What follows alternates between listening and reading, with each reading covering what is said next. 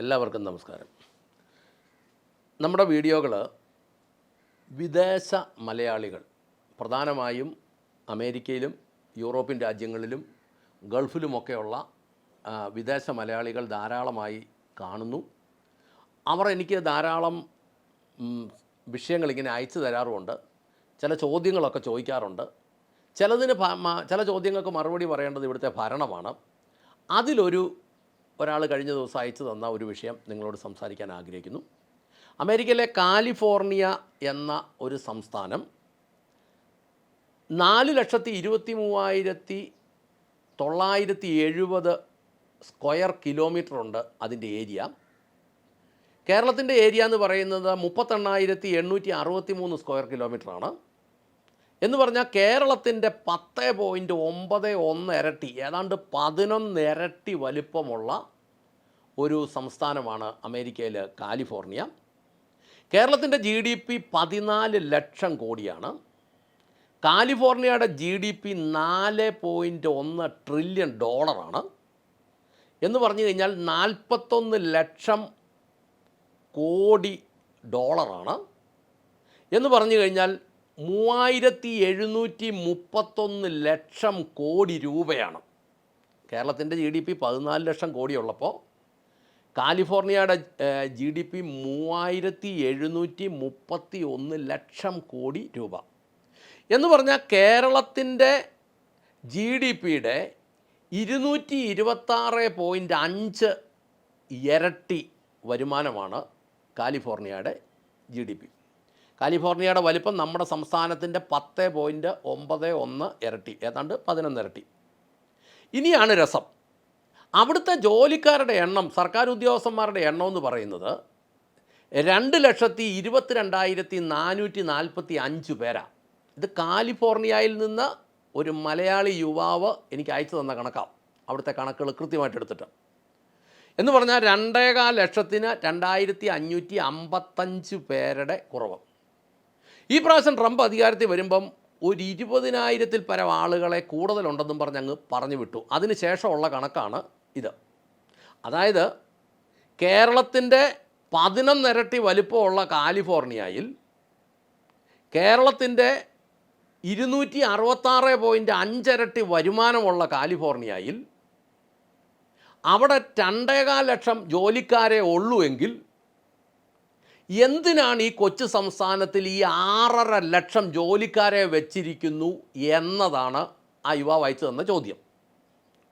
എന്നിട്ട് എന്നോട് ചോദിച്ചു, ഇവിടുത്തെ ഗവൺമെൻറ്റിൻ്റെ സാങ്കേതിക വിദ്യയെക്കുറിച്ചൊന്നും ഒരറിവുമില്ലേ?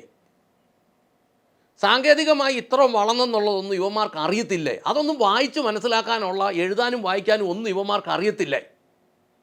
ഇവർക്ക് പ്രാഥമിക വിദ്യാഭ്യാസം പോലും ഇവിടെ ഇല്ലേ?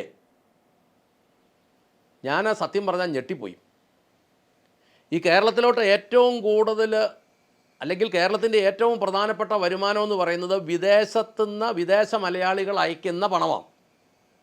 അത് നേഴ്സുമാരുടെ ആണെങ്കിലും ഡോക്ടർമാരുടെ ആണെങ്കിലും അവരുടെ എല്ലാം മാതാപിതാക്കൾ ഇവിടെ ഉള്ളതുകൊണ്ട് അവരിങ്ങോട്ട് അയക്കുന്ന പണമാണ് കേരളത്തിൻ്റെ ഏറ്റവും പ്രധാനപ്പെട്ട ഒരു വരുമാനം. നമ്മുടെ വരുമാനത്തിൻ്റെ സിംഹഭാഗം അവരയക്കുന്നതാണ്. അപ്പം അവരയക്കുന്ന പണം അവർ ചില ചോദ്യങ്ങൾ ചോദിക്കുമ്പം അതിന് മറുപടി പറയാതിരിക്കാൻ ഇവിടെ ഭരിക്കുന്നവർക്ക് ഒത്തിരി കാലം കഴിയല. ഒത്തിരി കാലം അവർ മറുപടി പറയാതിരുന്നാൽ അത് ആ പൈസയുടെ വരവ് കുറഞ്ഞ് നിൽക്കുകയും ചെയ്യും. അവരയക്കുന്ന പണം മുഴുവൻ വിവിധങ്ങളായ നികുതികളായിട്ട് മേടിച്ചെടുത്തിട്ട് ഉദ്യോഗസ്ഥന്മാരും രാഷ്ട്രീയക്കാരും കൂടെ വീതം വെച്ചെടുക്കുന്ന പതിവ് ചോദ്യം ചെയ്യുന്നവരുടെ എണ്ണം വിദേശ മലയാളികളുടെ ഇടയിൽ വർദ്ധിച്ചു വരുന്നു എന്ന് ഞാനിപ്പോൾ മനസ്സിലാക്കുന്നു. ഒരു ഉദാഹരണം പറയാം. എനിക്കറിയാവുന്നൊരു യുവാവ് പത്തനംതിട്ട ഭാഗത്ത്, അദ്ദേഹം UK യിലാണ്. അദ്ദേഹം ഒരു കൊമേഴ്സ്യൽ ബിൽഡിംഗ് പണിതു. അത്യാവശ്യം നല്ലൊരു ബിൽഡിങ്ങാണ്. ആ ബിൽഡിംഗ് അങ്ങ് പണി തീർന്നു കഴിഞ്ഞ ദിവസം അദ്ദേഹം എന്നെ വിളിച്ചിട്ട് പറഞ്ഞു, ചേട്ടാ എനിക്ക് ക്ഷേമനിധി ഓഫീസിൽ നിന്ന് 1,30,000 രൂപ അടയ്ക്കാനും പറഞ്ഞ് വന്നിട്ടുണ്ടെന്ന് പറഞ്ഞു. ഞാൻ പറഞ്ഞു, അത് വരും. ഒരു കെട്ടിടം പണി തീർന്നു കഴിഞ്ഞാൽ നമ്പർ ഇടുന്ന ആ സമയമൊക്കെ കഴിഞ്ഞ്, അല്ലെങ്കിൽ ആ കംപ്ലീഷൻ സർട്ടിഫിക്കറ്റ് കൊടുക്കുന്ന ആ മുറയ്ക്ക് തന്നെ ഇങ്ങനെ ഒരു വരും. അപ്പോൾ അദ്ദേഹം ചോദിക്കുക, എൻ്റെ കെട്ടിടം പണിതവർക്ക് ആർക്കെങ്കിലും ഇതിനകത്തുനിന്ന് ഒരു പൈസയിലും കിട്ടുമോ? ഞാൻ പറഞ്ഞു, എനിക്കറിയത്തില്ല. അങ്ങനെയാണെങ്കിൽ പിന്നെ ഞാൻ എന്തിനാണ് അടയ്ക്കുന്നത്? ഞാൻ പറഞ്ഞ് അദ്ദേഹത്തോട് പറഞ്ഞു, സഹോദര, നിങ്ങൾ പൈസ അടയ്ക്കേണ്ടി വരും. കാരണം കേരളത്തിൽ പല കാര്യങ്ങൾക്കും ചോദ്യങ്ങൾക്ക് ഉത്തരവില്ല. ഈ ക്ഷേമനിധി ബോർഡിലെ പൈസ ആർക്കാണ് കൊടുക്കുന്നതെന്നുള്ളത് സത്യത്തിൽ കേരളത്തിൽ ആർക്കും അറിയത്തില്ല. ഭായിമാർ കെട്ടിടം പണിയുന്നു, അവരാരും ക്ഷേമനിധി അംഗങ്ങളുമല്ല. ഇവിടെ കുറച്ച് ആൾക്കാരുണ്ടെങ്കിൽ അവർക്കൊന്നും ഇവരിത് കൊടുക്കുന്നുമില്ല. എന്നോട് അനേകർ വിളിച്ച് പറഞ്ഞു, ഞങ്ങൾ ക്ഷേമനിധി പണിക്കാർ പറയുന്നത് ഞങ്ങൾ അങ്ങോട്ട് അടച്ച പൈസ പോലും ഇവന്മാർ തരുന്നില്ല. പിന്നെ ഓട്ടോറിക്ഷ തൊഴിലാളികൾ പറയുന്നു അവർ ക്ഷേമനിധി അടച്ച പൈസ ഒന്നും കൊടുക്കുന്നില്ല. ക്ഷേമനിധി ആയിട്ടും ഇത് വേറൊരു കാര്യം കൊണ്ടുണ്ട്. നമ്മൾ ഈ കൊമേഴ്സ്യൽ വാഹനങ്ങളുടെ നികുതി അടയ്ക്കാൻ പോകുമ്പം മോട്ടോർ തൊഴിലാളി ക്ഷേമനിധി എന്നും പറഞ്ഞ് ഈ ടാക്സിന് തുല്യമായൊരു തുക മേടിക്കുന്നുണ്ട്. ഈ തുകയൊന്നും എന്നാ കാണിക്കുന്ന ഒരു പിടിയില്ല. ഇത് മുഴുവൻ ഉദ്യോഗസ്ഥന്മാരും രാഷ്ട്രീയക്കാർക്കും ശമ്പളവും ആനുകൂല്യങ്ങളായിട്ട് വീതം വെച്ച് പോകുക. ഇത് ചോദ്യം ചെയ്യപ്പെടുന്നില്ല ഇവിടെ. ഈ വാഹനങ്ങളുടെ ക്ഷേമനിധി എന്നും പറഞ്ഞ് വാഹനങ്ങളുടെ ടാക്സിൻ്റെ കൂടെ അടയ്ക്കുന്ന പണം ആരുടെ വായിലോട്ട് പോകുന്നു എന്നുള്ളത് ഇതുവരെ ഗവൺമെൻറ് അത് മിണ്ടിയിട്ടില്ലത്. എന്നിട്ട് അവസാനം എന്നോട് ഈ കെട്ടിടം പണിത യുവാവ് പറഞ്ഞു, ഞാൻ പറഞ്ഞു ഇത് എന്നതാണല്ലോ അടയ്ക്കണം, അടയ്ക്കാതിരിക്കാൻ പറ്റിയല്ല, അവർ സമ്മതിക്കുകയല്ലെന്ന് പറഞ്ഞു. അന്നേരം പറഞ്ഞു ഞാൻ അടച്ചോളാം, പക്ഷേ എൻ്റെ ജീവിതത്തിലോ എൻ്റെ ആ പരിചയക്കാരുടെ ജീവിതത്തിലോ ഒരബദ്ധം ഇനി പറ്റിയല്ല കേട്ടോ ചേട്ടാ എന്ന് പറഞ്ഞു. എന്നതാ പറഞ്ഞതെന്നറിയാമോ? ഇനി കേരളത്തിലൊരു കെട്ടിടം പണിയാൻ ഞങ്ങളില്ലെന്നായി പറഞ്ഞത്. ഞാൻ പറഞ്ഞത് സത്യമാണോ ഇല്ലയോ എന്ന് കേരളത്തിൽ കെട്ടിടം പണിതിട്ടുള്ള വിദേശ മലയാളികളൊന്ന് കമൻറ്റ് ചെയ്താൽ വളരെ നല്ല കാര്യം. കാരണം ഇത് അവരിവിടെ കൊണ്ടുവന്ന് മുടക്കുമ്പം ആ സാധനങ്ങൾ മേടിക്കുമ്പോൾ തന്നെ മാന്യമായ GST കിട്ടുന്നുണ്ട്. പിന്നെ ഇതിന് വർഷാവർഷം ടാക്സ് കിട്ടുന്നുണ്ട്. വലിയ കെട്ടിടങ്ങൾക്ക് വൺ ടൈം കിട്ടുന്നുണ്ട്. പിന്നെ ആഡംബര നികുതി, ഇതെല്ലാം മേടിച്ച് കഴിഞ്ഞിട്ട് പോരാഞ്ഞിട്ടാണ് പിന്നെ എങ്ങാണ്ട് കിടക്കുന്നതിന് ക്ഷേമനിധി. ചുമ്മാ പൈസ ഉണ്ടാക്കാൻ വേണ്ടി ഗവൺമെൻറ് ചെയ്യുന്ന. അപ്പം അങ്ങനെ പറയാം, ഞാനോ എൻ്റെ ബന്ധത്തിലോ പരിചയത്തിലോ ഉള്ള ആരെ കൊണ്ടും കേരളത്തിലൊരു കെട്ടിടം പണിയിക്കുകയില്ല. അപ്പോൾ അതുകൊണ്ട് നമ്മളിപ്പോൾ മനസ്സിലാക്കേണ്ടത് എന്നാന്ന് ചോദിച്ചാൽ, വരവുകളും വഴികളും അടഞ്ഞുകൊണ്ടിരിക്കുക എന്ന് ഭരിക്കുന്നവന്മാർ മനസ്സിലാക്കിയാൽ കൊള്ളാം. ഈ US സ്റ്റാഫിനെയൊക്കെ കയറി ചെയ്യുന്നു. 1, 2, 3 മാസത്തേന് അവർക്ക് ട്രെയിനിങ് പോലെ അല്ലെങ്കിൽ ഒരു പരിശീലന കാലമായിട്ടാണ് ജോലി കൊടുക്കുന്നത്. കഴിവ് തെളിയിച്ചാൽ ജോലി ചെയ്യാൻ ശമ്പളം കിട്ടും. ഉദ്യോഗസ്ഥന്മാരുടെ കാര്യമാണ് പറയുന്നത്. കഴിവ് അങ്ങനെ നിലനിർത്തിയാൽ ശമ്പളം തുടർന്ന് കിട്ടും. എപ്പോൾ വേണമെങ്കിലും ജോലി പോവുകയും ചെയ്യാം. കേരളത്തിലെ പോലെയല്ല, കയറിക്കഴിഞ്ഞാൽ പിന്നെ ആർക്കും പേടിക്കാനില്ലാത്തൊരവസ്ഥയൊന്നുമില്ല. കഴിഞ്ഞ ദിവസം പാലാ മുനിസിപ്പാലിറ്റിയിലെ എഞ്ചിനീയർ അവിടുത്തെ കൗൺസിലറെ ഭീഷണിപ്പെടുന്നത് കേട്ടോ. ജനാധിപത്യമാണെന്നാണ് പറയുന്നത്. തിരഞ്ഞെടുക്കപ്പെട്ട കൗൺസിലർമാരോട് അതുപോലെ റേസ് ചെയ്യുന്ന സർക്കാർ ഉദ്യോഗസ്ഥന്മാർ അത് വീഡിയോ എടുക്കുന്നുണ്ടെന്ന് അറിഞ്ഞിട്ട് പോലും അയാൾ പൊട്ടിത്തെറിക്കുക. അങ്ങനെ പൊട്ടിത്തെറിക്കുന്നവന്മാർ പൊതുജനം ചെന്നാൽ അവരുടെ മുതുകത്ത് കയറി കുതിര കയറുകയല്ലേ അവന്മാർ. ജനാധിപത്യം എന്നാണ് പറയുന്നത്. ജനങ്ങൾക്ക് വേണ്ടി ജനങ്ങളാൽ ജനങ്ങൾ ഭരിക്കുന്നു. എവിടെയാ ഇപ്പോൾ അടുത്ത മാസം ഏപ്രിൽ മാസം ആദ്യമേ ഒരു 10 ദിവസത്തിനുണ്ട് ജനാധിപത്യം. ആ വോട്ട് ചെയ്യുന്ന അന്ന് വൈകുന്നേരം ഇവന്മാർ തുണി പറിച്ചിട്ട് അണ്ടർവെയർ ഊരിട്ട് തുണി പൊക്കി കാണിക്കും ആൾക്കാരെ, ജയിക്കുന്നവന്മാർ. പിന്നെ ഒരു കാര്യമുണ്ട്, എനിക്ക് കാലിഫോർണിയയിൽ നിന്ന് അയച്ചു തന്ന യുവാവ് പറയാം, ഈ കേരളത്തിലെ പോലെ ഓഞ്ഞ യൂണിയൻകാരും ഇല്ലെന്ന് പറഞ്ഞു. അവിടെ 2 മുട്ടനാട് തമ്മിൽ ഇടി നടക്കുമ്പം അതിൻ്റെ ഇടയ്ക്ക് വന്ന് ചോര കുടിക്കുന്ന കേരളത്തിലെ കൂട്ട് വൃത്തികെട്ട യൂണിയൻകാരും യൂണിയൻ നേതാക്കന്മാരും അവിടെ ഇല്ലെന്ന് പറഞ്ഞു.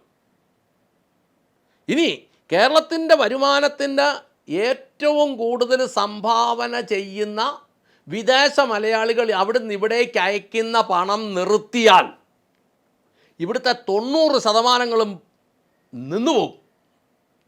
പണം അയക്കുന്നവർ ചോദിക്കുന്നു, എന്തിനിത്രയും ഗവൺമെൻറ് ജോലിക്കാർ? ഞങ്ങൾ അയക്കില്ല എന്ന് തീരുമാനിച്ചാൽ നിൽക്കിയല്ലേ? സത്യം പറഞ്ഞ് ചോദിച്ചപ്പോൾ അദ്ദേഹം എന്നോട് ചോദിച്ചപ്പോൾ ഞാൻ സത്യം പറഞ്ഞാൽ ഞെട്ടിപ്പോയി. അയക്കുന്നില്ല എന്ന് തീരുമാനിച്ചാൽ ഈ കളിയെല്ലാം അങ്ങ് നിൽക്കിയല്ലേ? കേരളത്തിൽ കാർഷിക മേഖലയിൽ നിന്ന് 5 പൈസ വരുമാനമില്ല. വ്യാവസായിക മേഖല സർക്കാരിൻ്റേതായതെല്ലാം പൂട്ടിക്കെട്ടി, അല്ലെങ്കിൽ നല്ലൊരു ശതമാനം പൂട്ടിക്കെട്ടി. 130, 140 സർക്കാർ ഉടമസ്ഥതയിലുണ്ടായിരുന്ന സ്ഥാപനങ്ങൾ അത് സമരം ചെയ്ത് പൂട്ടിച്ചു. ഇപ്പോൾ ഉള്ളതും പകുതി ഒന്നും ലാഭത്തിലല്ല പോകുന്നത്. അങ്ങനെ വന്നാൽ വിദേശത്ത് നിന്ന് ഇവർ ഈ പണം കൂടി അയക്കുന്നില്ല എന്ന് തീരുമാനിച്ചാൽ ഗവൺമെൻറ് എന്നാ ചെയ്യും? അപ്പോൾ പണം നാട്ടിലേക്ക് അയക്കുന്നവരുടെ അഭിപ്രായങ്ങളും കൂടെ ജനാധിപത്യമാണ് നടക്കുന്നതെങ്കിൽ ഇവിടുത്തെ ഗവൺമെൻറ്റും ഭരിക്കുന്നവരും ഭരിക്കാൻ പോകുന്നവരും ഒക്കെ ശ്രദ്ധിക്കണം. ഒരു കാര്യം. രണ്ടാമത്തെ കാര്യം, നിങ്ങൾ ഈ വിഷയത്തിൽ പണം നാട്ടിലേക്ക് അയക്കുന്നവർ, നിങ്ങൾ എൻ്റെ വീഡിയോ കാണുന്നവർ, നിങ്ങളുടെ അഭിപ്രായങ്ങൾ നിങ്ങൾ കമൻറ്റ് ചെയ്യണം എന്ന് ഞാൻ ആഗ്രഹിക്കുന്നു. ഞാൻ നിങ്ങളോട് താല്പര്യപ്പെടുത്തുന്നു. ഇനി കണ്ടു നിൽക്കുന്നവൻ കമൻറ്റ് വായിച്ചാൽ മതി, വെളിയിലത്തെ സംഭവങ്ങളൊന്നും പലർക്കും അറിയത്തില്ലല്ലോ. ഇനി അന്തംസ് ചിലപ്പം കമൻറ്റ് എഴുതി വെക്കുമായിരിക്കും, എനിക്ക് വിദേശ മലയാളികളുടെ ഇന്ന് കോടികൾ കിട്ടിയിട്ട് ഞാൻ അവർക്ക് വേണ്ടി ചെയ്തതാന്ന്. അത് അന്തംസ് എഴുതി വെച്ചോ, കാരണം നിങ്ങളിതൊക്കെ പറഞ്ഞാലും ഇത് എല്ലാം നശിക്കുന്നത് കാണാൻ കഴിവില്ലാത്തവനെയാണല്ലോ അന്തംസ് എന്ന് പറയുന്നത്. അതുകൊണ്ട് അവസാനമായി പറയട്ടെ, പണം അയക്കുന്നവരൊക്കെ അതെന്തു ചെയ്യുന്നു എന്ന് ചോദിക്കുന്ന ഒരു കാലഘട്ടത്തിലോട്ട് എത്തിയിട്ടുണ്ട്.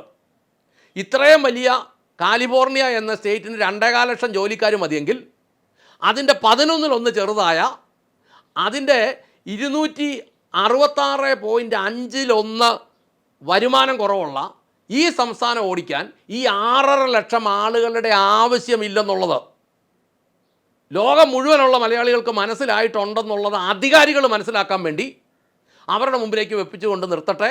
നന്ദി, നമസ്കാരം.